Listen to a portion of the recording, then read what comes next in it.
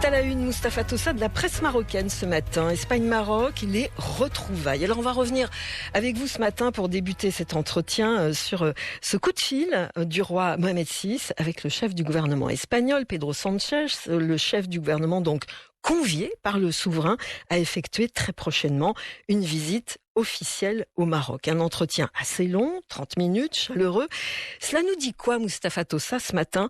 Cela nous dit quoi désormais sur la nature, sur l'importance des relations entre Rabat et Madrid? Oui, c'est vrai que ce coup de téléphone royal au chef du gouvernement espagnol, Pedro Sánchez, voulait signifier l'ampleur exceptionnelle de cette rencontre entre deux gouvernements. Il ne s'agit pas d'une rencontre classique, traditionnelle entre le gouvernement marocain et le gouvernement espagnol. Il s'agit d'un tournant, il s'agit d'une accélération de l'histoire. Et ce coup de téléphone, qui a duré plus d'une demi-heure, a voulu signifier cela à l'ensemble de l'opinion marocaine, française, méditerranéenne et européenne.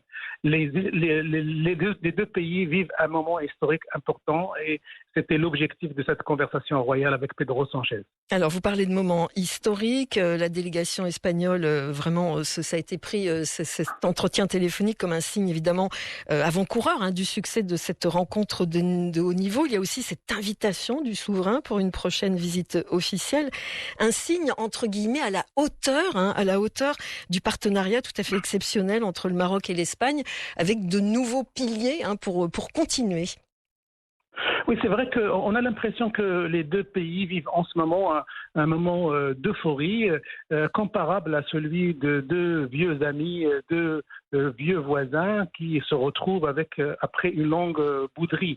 Et donc là, il y a de l'excitation dans l'air et il y a la conscience qu'ils sont en train de construire quelque chose d'exceptionnel, de stratégique entre les deux pays, d'où les enjeux de cette réunion, d'où les idées, les ambitions de coopération entre les deux pays sur tous les niveaux, qu'ils soient économiques, sécuritaires ou simplement de bon voisinage. Donc il y a un vrai moment qui est en train de se passer entre Rabat et Madrid et qui n'est finalement que l'incarnation concrète de la feuille de route qui a été lancée par Sa Majesté le Roi et Pedro Sánchez il y a déjà quelques mois. Alors, une feuille de route qu'on va suivre à la lettre. On va aller du côté de Rabat, bien sûr, avec le lancement hier de cette 12e session. Elle s'est terminée la journée d'hier sur la clôture du Forum économique Maroc-Espagne. Il y avait beaucoup de chefs d'entreprise espagnols, bien sûr les chefs d'entreprise du Maroc. Et aujourd'hui, Pedro Sánchez avec Aziz Aranouch, les deux chefs de gouvernement, vont paraffer plus d'une vingtaine d'accords. À la clé, il y a aussi ces 800 millions d'euros espagnols d'investissement pour mettre en place des projets d'intérêt commun. On le voit, il y a d'énormes efforts qui sont faits du côté donc économique. On sait que l'Espagne est le premier partenaire commercial par rapport au Maroc, premier client, premier fournisseur. Mais on aimerait bien aussi que le Maroc aille dans l'autre sens et que la balance devienne plus forte pour le Maroc. Comment est-ce qu'on peut faire ? Oui, c'est vrai qu'après le déclaratif politique et diplomatique, les deux pays vont inscrire dans le marbre leur coopération économique. Et l'économie, c'est elle qui stabilise les humeurs, qui stabilise les choses. Donc effectivement, dans la relation des deux pays, il faut que les deux partenaires soient gagnants. Que les entreprises espagnoles puissent investir au Maroc et participer à l'essor économique du Maroc, mais il faut aussi que l'économie et les entreprises marocaines puissent profiter de l'Espagne comme porte de marché européen pour réaliser de nouvelles performances. Donc tous ces accords économiques qui vont être scellés, qui vont inscrire dans le marbre ce partenariat stratégique et économique, vont dans le sens de donner du gagnant-gagnant aux deux pays. Et l'économie, dans ce cas précis, est quelque chose d'indiscutablement profond et politique pour lier les deux pays et donner à leur bon voisinage une ampleur exceptionnelle. Donc effectivement, il est tout à fait normal qu'on insiste sur l'économie, qu'on insiste sur ce qui lie de manière structurelle les deux pays et ça va être incarné par la multitude d'accords qui vont être signés par les deux gouvernements aujourd'hui. Alors 24 accords sont annoncés, hein, notamment. Alors les domaines sont vastes. Hein, on parle du transport ferroviaire, l'éducation, la culture, les domaines de la désalinisation donc de l'eau.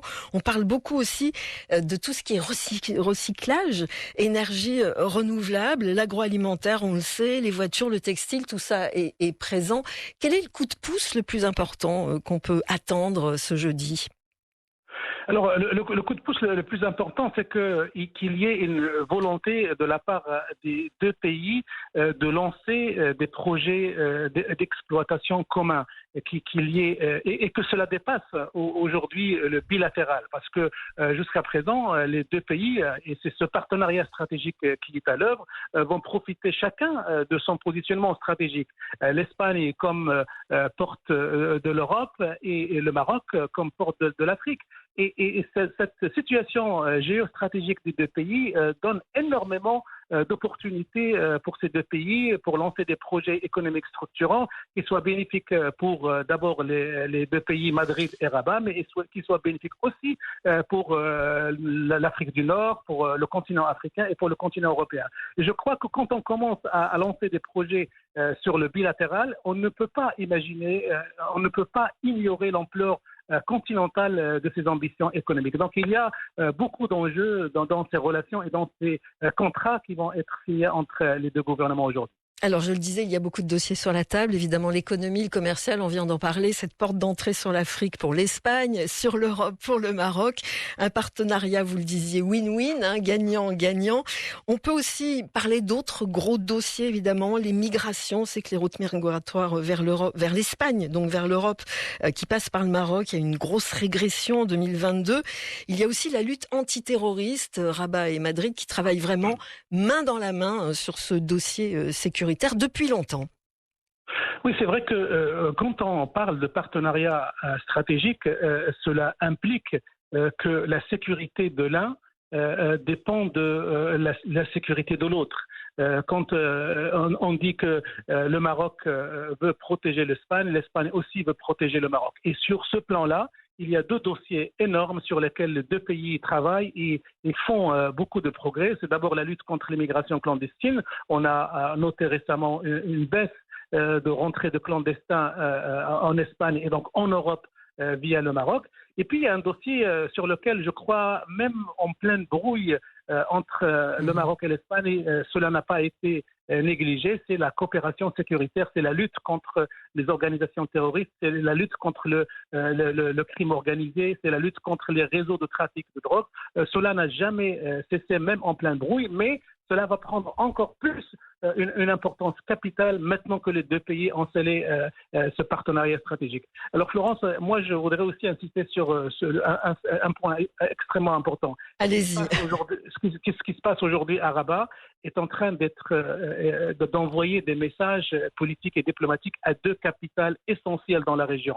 La première capitale, c'est la capitale Alger, vers laquelle on envoie un message selon lequel la réelle politique, les intérêts communs, le partenariat stratégique peut aboutir à un bon voisinage et une bonne coopération économique. Et la deuxième capitale, c'est Paris, vers laquelle Rabat voudrait présenter cette rencontre et ces retrouvailles maroco-espagnoles comme un modèle à suivre si demain les relations quittent leur gel et quittent leur froid entre Rabat et Paris. Donc il y a des messages politiques et diplomatiques à lancer et qui sont en train d'être lancés vers l'Algérie et vers la France à travers cette rencontre maroco-espagnole. Et merci de nous l'avoir rappelé, Moustapha Tossa. Vous êtes politologue, journaliste, invité de la rédaction, donc confiance et respect mutuel entre Rabat et Madrid pour cette 12e session de réunion de haut niveau qui se déroule jusqu'à ce soir à Rabat. Merci d'avoir été l'invité de la rédaction. Merci Florence. Excellente journée.